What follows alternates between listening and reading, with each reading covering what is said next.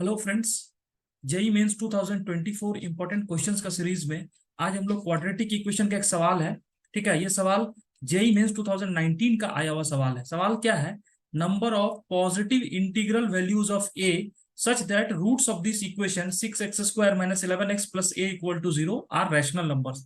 इसका मतलब ए का पॉजिटिव इंटीजर वैल्यूज बताना है, जिसके कारण इस इक्वेशन के रूट्स क्या होंगे? रैशनल नंबर्स होंगे। तो सबसे पहले क्वाड्रेटिक में एक बेसिक प्रॉपर्टी होता है बच्चों, वो प्रॉपर्टी अगर आपको याद है या कॉन्सेप्ट क्लियर है तो आप इस सवाल को बहुत इजीली बना सकते हैं। सवाल कॉन्सेप्ट क्या है? फॉर एग्जांपल, आपके पास जो क्वाड्रेटिक इक्वेशन होता है वो हम लोग स्टैंडर्ड क्वाड्रेटिक इक्वेशन लिखते हैं ax²। ध्यान से देखना बच्चों, इस पे आपको क्वेश्चन जो है फिक्स है, कुछ ना कुछ क्वेश्चन आपको पूछ देता है इस कॉन्सेप्ट पर। तो quadratic equation x² + bx + c = 0 है। अगर इस क्वाड्रेटिक इक्वेशन में ए बी सी जो कोफिशियंट्स है वो अगर रैशनल नंबर्स हो, क्या होना चाहिए? ए बी सी आपके पास में रैशनल नंबर्स होने चाहिए।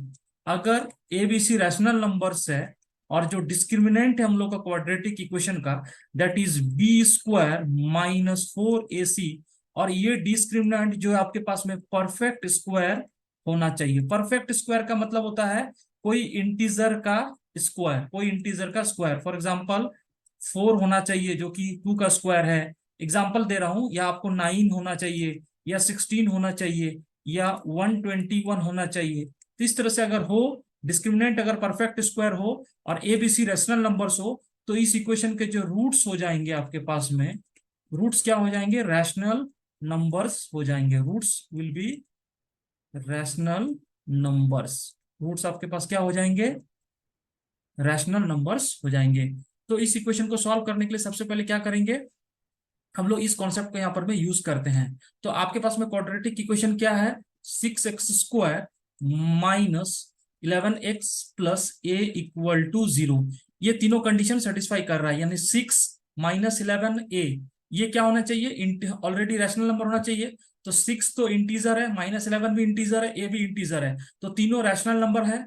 तो इसका जो डिस्क्रिमिनेंट है अगर ये परफेक्ट स्क्वायर हो जाएगा, that is discriminant equal to -11 का होल स्क्वायर, यानी 121 -4 × 6 × a -24a, ये परफेक्ट स्क्वायर दैट इज के बराबर होना चाहिए, के² के बराबर होना चाहिए। ठीक है ना? अब आपको ए क्या है? पॉजिटिव इंटीजर है। ए क्या है? पॉजिटिव इंटीजर है।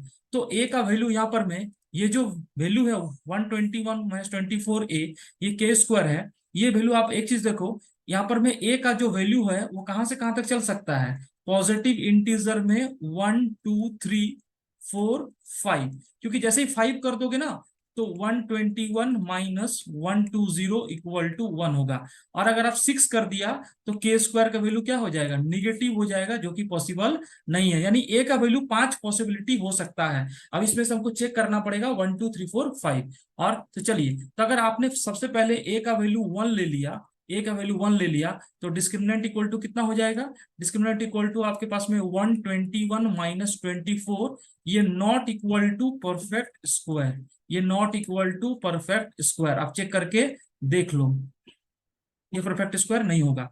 इसी तरह से अगर ए का वैल्यू 2 लिख लेंगे तो डिस्क्रिमिनेंट कितने के बराबर होगा? 121 - 48, ये भी परफेक्ट स्क्वायर के बराबर नहीं होगा। लेकिन जैसे ही आपने ए का वैल्यू 3 ले लोगे तो डिस्क्रिमिनेंट कितने के बराबर होगा? ध्यान से देखना बच्चों, 121 - 72, और ये वैल्यू कितने के बराबर है? 49। 49 इज ए परफेक्ट स्क्वायर। इसका मतलब ए का वैल्यू 3 होगा यहाँ पर में। इसी तरह से अगर ए का वैल्यू हम लोग ने 4 ले लिया तो डिस्क्रिमिनेंट कितने के बराबर होगा? 121 - 96 = 25। 25 मतलब 5 का स्क्वायर, ये भी परफेक्ट स्क्वायर हो जाएगा, तो ए का वैल्यू 4 भी हो जाएगा। इसी तरह से लास्ट वैल्यू अगर ए = 5 रखेंगे तो discriminant equal to 121 - 120 = 1। 1 is also a perfect square, क्योंकि 1 का स्क्वायर 1 होता है। इसका मतलब है ए का वैल्यू 5 भी होगा। तो आपको 5 से ज्यादा तो हो नहीं सकता है, क्योंकि जैसे 6 कर दोगे ये क्वांटिटी निगेटिव हो जाएगा। तो ए का 3 पॉसिबल वैल्यूज मिला, 3 4 5, यानी number of values of A, number of values of A ये कितने हो जाएंगे? 3 हो जाएंगे, यानी 3 नंबर ऑफ वैल्यूज होगा। और ए का जो वैल्यू होगा वो कौन कौन सा होगा? 3 4 5। इस तरह से इस सवाल को सॉल्व करेंगे, बेसिक कॉन्सेप्ट है। तो अगर आपको ये सॉल्यूशन अच्छा लगे तो इसको लाइक एंड शेयर जरूर करिएगा। Thank you my dear friends.